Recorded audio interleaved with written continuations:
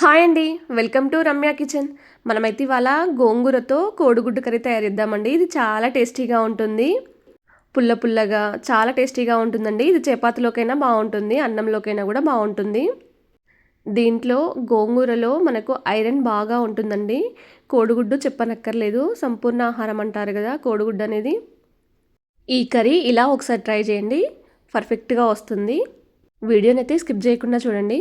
ఇప్పుడైతే మనం ప్రాసెస్లోకి అయితే వెళ్దామండి. ఫస్ట్ అయితే గ్యాస్ ఆన్ చేసుకొని కడాయి పెట్టేసుకొని దాంట్లో ఒక 1 టేబుల్ స్పూన్ వరకు ఆయిల్ వేసేసుకోండి. ఆయిల్ వేసేసుకున్న తర్వాత గోంగూర ఉంది కదండి, నేనైతే ఒక కట్ట వరకు తీసుకున్నానండి. దాన్ని కడిగి పెట్టేసుకున్నాను. దాన్ని ఇప్పుడు ఇందులో వేసేస్తున్నాను. వేసేసి ఒక 5 నిమిషాల పాటు మూత పెట్టేస్తే మనకు గోంగూర అనేది ఉడికిపోతుందండి. చూడండి, మూత తీసి చూస్తే మొత్తం ఉడికిపోయింది కదా. ఇది పూర్తిగా చల్లారే వరకు పక్కన పెట్టేసేయండి. ఇప్పుడు ఒక కడాయి తీసేసుకొని దాంట్లో ఒక 2 టేబుల్ స్పూన్ల వరకు ఆయిల్ వేసేసుకోండి. ఆయిల్ కొంచెం హీట్ ఎక్కిన తర్వాత దీంట్లో ఒక పావు టీ స్పూన్ వరకు పసుపు, అలాగే ఒక హాఫ్ టీ స్పూన్ వరకు సాల్ట్ వేసేసుకోండి ఆయిల్లోనే. నేను ఒక గోంగూర కట్టకి 5 ఎగ్గులు తీసుకున్నానండి. వాటిని ఉడకబెట్టేసుకొని పొట్టు తీసుకొని అలా కాట్లు పెట్టుకున్నానండి. ఇలా కాట్లు పెట్టుకోవడం వల్ల మనకి ఎగ్ అనేది పైకి చిట్లకుండా ఉంటుందండి. ఇలా ఎగ్స్ని ఆయిల్లో ఉప్పు కారం వేసి ఫ్రై చేయడం వల్ల టేస్ట్ బాగుంటుందండి. మనకు ఉప్పు కారం కూడా చాలా బాగా పడుతుంది. ఇలా 1 నిమిషం పాటు ఫ్రై చేసిన తర్వాత వీటిని ఒక బౌల్లోకి తీసేసుకోండి. మీరు కావాలంటే కొద్దిగా కారం కూడా తీసేసుకోవచ్చండి దీంట్లోకి. ఇప్పుడు అదే కడాయిలో మరి కొద్దిగా ఆయిల్ వేసేయండి దీంట్లోకి. ఇలా ఆయిల్ వేసుకున్న తర్వాత ఒక దాల్చిన చెక్క, ఒక ఇలాచి, 3 లవంగాలు, 4 మిరియాలు, ఒక 1 టేబుల్ స్పూన్ వరకు జీలకర్ర వేసేసుకోండి దీంట్లోకి. ఈ మసాలాలు జీలకర్ర కొంచెం పోపులో వేగిన తర్వాత దీంట్లో పచ్చిమిర్చి అనేది పొడుగ్గా కట్ చేసుకొని వేసేసుకోండి. ఒక 4 వరకు వేసుకుంటున్నానండి నేను. అలాగే ఒక చిన్న సైజు ఆనియన్ కూడా చిన్నగా తరుక్కొని ఇందులో వేసేసుకోండి. ఆనియన్ అనేది కొంచెం ఫ్రై కానివ్వండి, ఎందుకంటే మనకు గ్రేవీ లాగా తయారవుతుంది కొంచెం ఆనియన్ అనేది ఫ్రై అవుతే. దీంట్లోకి పోపులోనే ఒక అల్లం వెల్లుల్లి పేస్ట్ ఒక 1 టేబుల్ స్పూన్ వరకు వేసుకుంటున్నానండి నేను.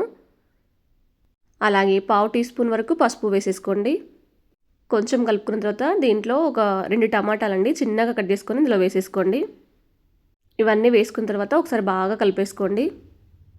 టమాటా కొంచెం మెత్తగా అయిన తర్వాత దీంట్లోకి మనం గోంగూర ఉంది కదండి, దాన్ని మిక్సీ పట్టేసుకొని పేస్ట్ చేసుకోండి. ఆ పేస్ట్ అంతా తీసుకొచ్చి ఇందులో వేసేయండి. ఇలా వేసేసిన తర్వాత ఒక 2 నిమిషాల పాటు ఫ్రై చేసుకోండి. మనకు ఇలా 2 నిమిషాలు ఫ్రై చేస్తే మనకు అన్నీ మెత్తగా ఉడికిపోతాయండి. అలాగే దీంట్లోకి ఒక 1 టేబుల్ స్పూన్ వరకు సాల్టు, అలాగే ఒక 1 టేబుల్ స్పూన్ వరకు కారం వేసేసుకోండి.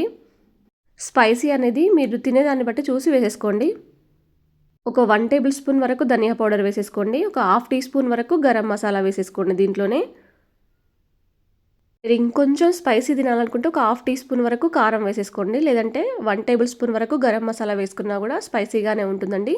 పులుపు కొంచెం కారం ఎక్కువగానే పడుతుంది. ఇలా మసాలాలన్నీ కొంచెం ఆయిల్లో ఫ్రై అయ్యే వరకు 1 నిమిషం పాటు మూత పెట్టేసేయండి, సరిపోతుంది మనకు. ఇప్పుడు మనం మూత తీసి చూద్దామండి. పూర్తిగా మనకు ఆయిల్లో ఫ్రై అయిపోయాయి మసాలాలు, గోంగూర ఇట్లా. దీంట్లో కొద్దిగా వాటర్ అనేది పోసేసుకోండి. మనకు గ్రేవీ లాగా తయారవుతుంది ఇలా వాటర్ పోసుకోవడం వల్ల. ఇలా వాటర్ పోసేసుకొని దీంట్లోకి ఇప్పుడు ఎగ్స్ అనేది వేసేసుకోండి.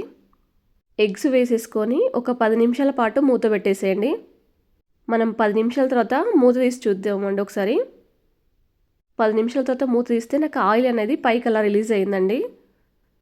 మీరు ఆయిల్ పైకి వచ్చేంత వరకు కూడా మూత పెట్టేసుకుంటే సరిపోతుందండి. అప్పుడు ఎగ్స్ అన్నీ బాయిల్ అయిపోతాయి, మసాలాలు అన్నీ ఉడికిపోతాయండి. మీరు కొంచెం కొత్తిమీర చల్లుకున్నా పర్లేదండి, పూర్తిగా ఆప్షనల్ కొత్తిమీర అనేది.